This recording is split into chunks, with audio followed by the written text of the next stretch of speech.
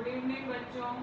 आज हम लोग अपना प्रेफरेंट प्रश्न संग्रह 2 का आगे के सवाल मतलब 13वां और 14वां सवाल आज हम लोग हल करेंगे। कैसे हल करना है, क्या है वो, तो हमारा जो 13वां सवाल है उसमें हमें बार बार पाइथागोरस का प्रमेय लगाना है।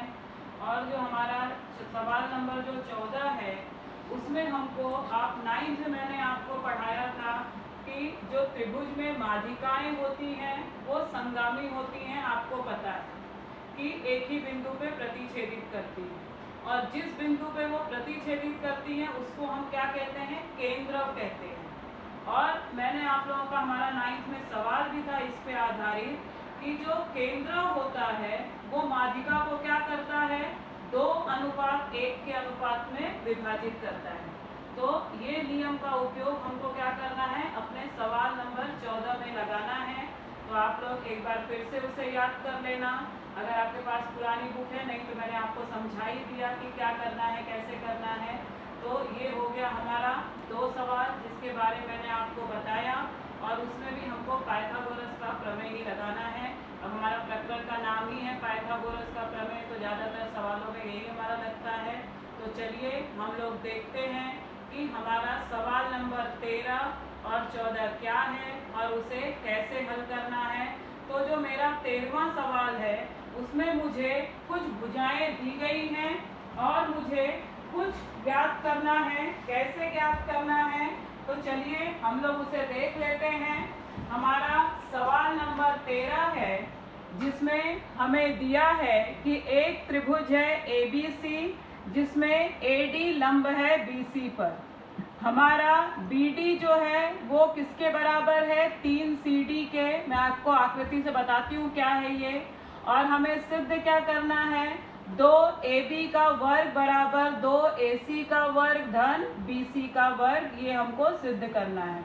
तो चलिए हम पहले आकृति से देख लेते हैं कि हमको करना क्या है।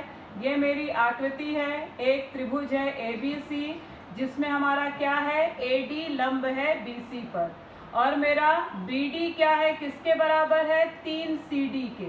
इसका मतलब अगर ये 3 होगा तो ये मेरा 1 के बराबर होगा, मतलब 3 CD को मिलाकर 1 मेरा BD बनेगा। तो ये हमको दिया गया है। हमको सिद्ध क्या करना है, 2AB का वर्ग, ये मेरा समकोण त्रिभुज में ये कर्ण का वर्ग बराबर 2AC का वर्ग धन BC का वर्ग, ये सिद्ध करना है। वर्ग है तो पाइथागोरस ही लगाएंगे। हम क्या करेंगे, जो हमको दिया है कि BD बराबर 3 CD उसका उपयोग करेंगे। एक बार मैं इस त्रिभुज में पाइथागोरस का प्रमेय लगा दूंगी, दूसरी बार मैं इस त्रिभुज में पाइथागोरस का प्रमेय लगा दूंगी, दोनों की तुलना कर दूंगी, मुझे जो चाहिए वो अपने आप मिल जाएगा। तो चलिए हम देखते हैं कि हमने इसे कैसे हल किया है। तो हम देखते हैं, हमने पहले सिद्ध करो बोला था तो दत्त लिखा है। दत्त मेरा क्या है, त्रिभुज ABC में AD लंब है BC पर और DB बराबर 3 CD है। मुझे सिद्ध क्या करना है, 2AB का वर्ग बराबर 2AC का वर्ग धन BC का वर्ग। अब मैं शुरू कैसे कर रही हूँ, ABC त्रिभुज है तो उत्पत्ति मैं वहीं से शुरू कर रही हूँ। त्रिभुज ABC में क्या दिया है, DB बराबर 3 CD, दत्त से समीकरण 1 ले लिया। क्यों मैंने इसको समीकरण 1 लिया, क्योंकि जहाँ पे मुझे जरूरत होगी BD वहाँ पे मैं 3 CD लिख सकती हूँ समीकरण 1 से। अब मुझे मेरे साध्य में एक जगह पे क्या दिया है, AB का वर्ग, तो AB का वर्ग किससे मिलेगा, आकृति में त्रिभुज ADB में लूंगी, तो वही मैंने लिया है। त्रिभुज ADB में कोण ADB बराबर 90 अंश, इसलिए पाइथागोरस के प्रमेय से क्या हो जाएगा, कर्ण है AB तो AB का वर्ग बराबर AD का वर्ग धन DB का वर्ग। तो AB का वर्ग तो मुझे चाहिए, इसे ऐसे ही रखा, बराबर AD का वर्ग धन, यहाँ पे मैं DB की जगह पे लिख सकती हूँ 3 CD और ये वर्ग है तो 3 CD का वर्ग हो जाएगा। तो मैंने इसको कैसे बदला, समीकरण 1 से। तो इसलिए मैंने लिखा है AB का वर्ग बराबर AD का वर्ग धन BD की जगह 3 CD का वर्ग। तो अब मेरा ये क्या हो जाएगा, ये ऐसे ही है बराबर AD का वर्ग ऐसे ही है धन 3 का वर्ग 9 और ये हो जाएगा CD का वर्ग। अब उसके बाद मुझे साध्य में क्या बोला है, 2ab का वर्ग, और यहाँ पे खाली ab का वर्ग है, तो मैं दोनों पक्षों में क्या कर रही हूँ, 2 से गुणा कर दूंगी, क्योंकि मुझे 2 यहाँ चाहिए। तो ऐसा तो कोई नियम नहीं कि मैं सिर्फ इसमें गुणा कर दूँ, मुझे पूरा करना होगा। तो इसलिए मैंने लिखा है दोनों पक्षों में 2 से गुणा करने पर। मैं आपको बार बार साध्य बताती हूँ कि हमने क्या क्या कैसे कैसे किया है, साध्य को देख के किया है। पहले ab का वर्ग हमने लिया पाइथागोरस से, अब 2 चाहिए तो मैं 2 का गुणा कर रही हूँ। तो दोनों पक्षों में 2 से गुणा करने पे क्या हो जाएगा, 2ab का वर्ग बराबर 2ad का वर्ग धन 9 में 2 का गुणा होगा तो 9 दूनी 18 cd का वर्ग। ये हो गया मेरा समीकरण 2, जहाँ पे मुझे एक तरफ क्या मिल गया, साध्य का 2ab का वर्ग। मैं इसको यहीं पर छोड़ती हूँ। अब मुझे क्या चाहिए, ac का वर्ग चाहिए। तो मैंने आपको बताया था हम दूसरा त्रिभुज लेंगे, तो हमने बोला इसी प्रकार त्रिभुज ADC में कोण ADC बराबर 90 अंश, इसलिए पाइथागोरस के प्रमेय से इससे क्या मिला, AC का वर्ग बराबर AD का वर्ग प्लस DC का वर्ग। अब यहाँ पर भी देखो फिर से साध्य अगर आप देखोगे तो यहाँ पे हमको 2AC का वर्ग चाहिए, तो इसलिए मैंने फिर से इस समीकरण में 2 से गुणा कर दिया। तो दोनों पक्षों में 2 से गुणा करने पर तो यहाँ पर हो जाएगा 2AC का वर्ग बराबर 2AD का वर्ग धन 2DC का वर्ग। ये हो गया समीकरण 3। अब मेरा दत्त में हमको क्या दिया था, AD लंब है BC पर, मतलब BC 2 भागों में विभाजित हो गया, तो BC बराबर BD प्लस CD BDC एक रेखीय है। तो इसलिए BC बराबर क्या हो जाएगा, BD की जगह मैं 3 CD लिख सकती हूँ, समीकरण 1 से हमको दत्त में दिया है। तो मैंने यहाँ पे BD की जगह लिखा 3 CD और इस CD को ऐसे ही रहने दिया। देखो मैंने कारण लिखा है समीकरण 1 से, तो ये BC ऐसे ही रहा। BC बराबर 3 CD ये और 1 CD, तो 4 CD हो गया मेरा BC का मान। मगर मुझे साध्य में क्या चाहिए, BC का वर्ग चाहिए, और यहाँ पे खाली मेरा BC है, तो मैं क्या करूँगी, दोनों पक्षों में वर्ग करने पर तो यहाँ पे क्या हो जाएगा, BC का वर्ग बराबर 4 का वर्ग 16 CD का वर्ग। इसे मैंने नाम दिया समीकरण 4। अब समीकरण हम किसको देखेंगे, 3 और 4 को जोड़ देंगे। क्यों, क्योंकि मेरा साध्य में एक तरफ क्या है, 2AB का वर्ग है और दूसरी तरफ है 2AC का वर्ग धन BC का वर्ग। तो 2AC का वर्ग मेरा समीकरण 3 में है और BC का वर्ग मेरा समीकरण 4 में है, तो मुझे धन चाहिए, तो मैं 3 और 4 को जोड़ दूंगी। तो मैंने वही लिखा है समीकरण 3 और 4 को जोड़ने पर तो क्या मिलेगा, 2AC का वर्ग धन BC का वर्ग बराबर 2AD का वर्ग धन 2DC का वर्ग धन 16 CD का वर्ग या DC का वर्ग, दोनों एक ही है। अब ये पक्ष तो मुझे साध्य वाला मिल गया, इसको मैं ऐसे ही रहने दूंगी। अब यहाँ पर मिला है 2AD का वर्ग, ये ऐसे ही है। अब ये देखो ये 2DC है, ये 16 DC या CD है, तो ये दोनों जुड़ जाएंगे, 16 और 2 18 CD का वर्ग। ये हो गया समीकरण मेरा 5। अब अगर मैं समीकरण 2 और 5 को देखूं तो यहाँ पर एक पक्ष में क्या है, 2AD का वर्ग धन 18 CD का वर्ग। अब समीकरण अगर हम 2 देखेंगे तो यहाँ पर भी 2AD का वर्ग धन 18 CD का वर्ग है, मतलब एक पक्ष अगर बराबर है तो दूसरा अपने आप बराबर हो जाएगा। तो इसलिए मैं क्या करूँगी, समीकरण 2 और 5 से मुझे मिलेगा 2AB का वर्ग मिला समीकरण 2 से बराबर है 2AC का वर्ग धन BC का वर्ग। तो ये मुझे जो चाहिए था वो मिल गया, एकदम आसान था। मैंने आपको बताया खाली 2 बार पाइथागोरस का प्रमेय लगाना था। अब मेरा सवाल नंबर जो 14 है वो देखेंगे हम। किसी समद्वि बाहु त्रिभुज में सर्वांगसम भुजाओं की लंबाइयां 13 सेंटीमीटर तथा आधार की लंबाई 10 सेंटीमीटर हो तो उस त्रिभुज की माध्यिकाओं के संगमन बिंदु से आधार के सम्मुख शीर्ष बिंदु तक की दूरी। ये लाइन जरा आपको समझने लायक है कि पूरी माध्यिका नहीं बोला है, क्या बोला है, माध्यिकाओं के संगमन, मतलब कि उनका जो प्रतिच्छेदन बिंदु होता है, संगामी बिंदु, तो या तो केंद्र हो, तो माध्यिका के संगमन बिंदु से आधार की सम्मुख भुजा के शीर्ष बिंदु तक की दूरी हमको ज्ञात करनी है। तो मैं पहले आपको आकृति से बताती हूँ कि हमको क्या करना है।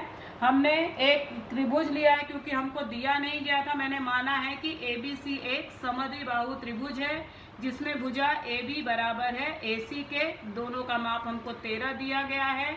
BC आधार है जिसका माप हमको 10 सेंटीमीटर दिया है।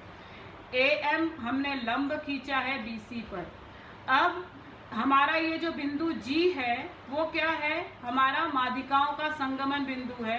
अगर आप 9th में पढ़े होंगे तो हमको पता है अगर कोई समद्विबाहु त्रिभुज हुआ तो उस त्रिभुज में जो शीर्ष लंब होता है और जो माध्यिका होती है वो एक ही होती है। मगर यहाँ पे हम पहले इसको सिद्ध कर देंगे, क्योंकि हम डायरेक्ट नहीं बोल सकते, हमने लंब लिया है। तो ये दोनों त्रिभुज को पहले हम सर्वांगसम बता देंगे। अब ये दोनों त्रिभुज को हम सर्वांगसम बता देंगे तो मेरी ये वाली भुजा सर्वांगसम हो जाएगी इससे, सर्वांगसम त्रिभुज की संगत भुजा। इसका मतलब M जो हो जाएगा वो BC का मध्य बिंदु हो जाएगा। इसका मतलब AM, मैंने तो लंब खींचा था मगर अब AM माध्यिका हो गई। हमको पता है कि समद्विबाहु त्रिभुज में शीर्ष लंब और माध्यिका एक ही होती है, मगर हमने इसको सिद्ध किया। अब अगर बिंदु G जो है वो क्या है, तीनों माध्यिकाओं का प्रतिच्छेदन बिंदु है, मतलब केंद्र है। अब हमको क्या बोला है, किसका माप ज्ञात करना है, हमारा जो आधार है, आधार से केंद्र मतलब माध्यिका का संगमन बिंदु मतलब G, वहां से आधार के सम्मुख शीर्ष बिंदु, तो आधार का सम्मुख शीर्ष बिंदु क्या है A, तो मुझे A से लेके G तक की दूरी ज्ञात करनी है। और हमने 9th में पढ़ा है कि ये अगर ये केंद्र है तो ये भुजाओं को किस अनुपात में विभाजित करता है, 2:1, मतलब 2/1 के अनुपात में विभाजित करता है। तो हम इसको सर्वांगसम पहले बताएंगे, फिर अपना नियम लगाएंगे, हमारा हो जाएगा। तो चलिए हम देखते हैं। मानो त्रिभुज ABC एक समद्विबाहु त्रिभुज है जिसमें AB बराबर AC बराबर 13 सेंटीमीटर, BC बराबर 10 सेंटीमीटर। रेख AM लंब BC खींचो, आकृति से मैंने आपको बताया। फिर मैंने बोला दो त्रिभुज को मुझे सर्वांगसम बताना है, तो मैंने त्रिभुज ले लिया, त्रिभुज AMB तथा त्रिभुज AMC में। पहले तो कोण AMB सर्वांगसम कोण AMC, क्यों, समकोण है, रचना मैंने की है कि लंब खींचा है। कर्ण AB सर्वांगसम कर्ण AC, दत्त से, दत्त में AB और AC का माप एक ही है। भुजा AM सर्वांगसम भुजा AM सामान्य भुजा है, इसलिए दोनों त्रिभुज सर्वांगसम हो गए कर्ण भुजा कसौटी से। इसलिए रेख BM सर्वांगसम CM सर्वांगसम त्रिभुज की संगत भुजा, आपको मैंने बताया अभी। इसलिए BM बराबर CM बराबर क्या हो जाएगा, हाफ BC, क्योंकि मैंने बोला कि M क्या हो जाएगा, अगर सर्वांगसम होगा तो मध्य बिंदु हो जाएगा, तो ये मेरा BC का आधा हो जाएगा। तो हाफ इंटू BC का माप कितना दिया है, 10 हमको दिया है, तो BM और CM का माप कितना मिल जाएगा, 5 सेंटीमीटर। अब मैं एक प्रकार के एक तरफ के त्रिभुज में चलूंगी, तो मैं चली त्रिभुज AMB में, मैं AMC में भी जा सकती हूँ। त्रिभुज AMB में कोण AMB बराबर 90 अंश, इसलिए पाइथागोरस के प्रमेय से AB का वर्ग बराबर AM का वर्ग प्लस BM का वर्ग। AB का मान दिया है 13, तो 13 का वर्ग बराबर AM का वर्ग धन 5 का वर्ग, AM नहीं पता इसलिए इसको ऐसे ही रखा। BM का मान हमने 5 निकाला तो 5 का वर्ग। अब ये 13 का वर्ग हो जाएगा 169, 5 यहाँ धन में है, इधर आएगा तो पक्षांतर ऋण में हो जाएगा, और 5 का वर्ग मैंने डायरेक्ट 25 कर दिया, तो 169 माइनस 25 इक्वल्स टू AM का वर्ग। अब मैं 169 में से 25 को घटाऊंगी तो 144 बराबर AM का वर्ग। तो AM मुझे कितना मिल जाएगा, इसका वर्गमूल लेंगे 144 का 12 सेंटीमीटर। तो इसलिए मुझे क्या मिला, मुझे पता है ये मुझे मिल गया 12 सेंटीमीटर। BM बराबर है CM के समीकरण 1 से, इसका मतलब AM क्या हो गई, त्रिभुज की माध्यिका हो गई। मैंने आपको बताया कि अगर M मध्य बिंदु हो गया तो जो मैंने शीर्ष लंब खींचा है वो माध्यिका में बदल जाएगा, इसलिए बिंदु G क्या हो गया, माध्यिकाओं का संगमन बिंदु है। तो माध्यिकाओं का संगमन बिंदु माध्यिका को 2:1 के अनुपात में विभाजित करता है। तो मैंने लिखा है AM किसके बराबर है, AG प्लस GM। AG कितना होगा 2 और AM कितना होगा 1, तो 2 धन 1, तो AM का मान हमको मिल गया 3। अब मुझे अनुपात चाहिए AG बटे AM। तो AG का अनुपात कितना था 2 और AM का मैंने निकाला 3। तो अब हम सबका मान रख देंगे। AG बटे AM का मान हमने क्या निकाला था अभी ऊपर 12 सेंटीमीटर, तो 12 लिखा और यहाँ पे 2/3 तिर्यक गुणा हमने कर दिया। AG गुणे 3 बराबर 12 गुणे 2। AG बराबर क्या हो जाएगा 12 गुणे 2, ये पक्षांतर होगा तो बटे में आएगा 3, 3 एकम 3, 3 चौक 12, 4 दूनी 8। तो AG का मान हमको 8 सेंटीमीटर मिल गया, जो कि हमको चाहिए था। ये क्या मान है कि हमारा आधार से जो केंद्र था या हमारा माध्यिका का संगमन बिंदु था उससे सम्मुख शीर्ष बिंदु की दूरी हमको क्या मिल गई 8 सेंटीमीटर। यही मुझे ज्ञात करना था। तो ये हमारा सवाल नंबर 13 और 14 हल होता है। धन्यवाद।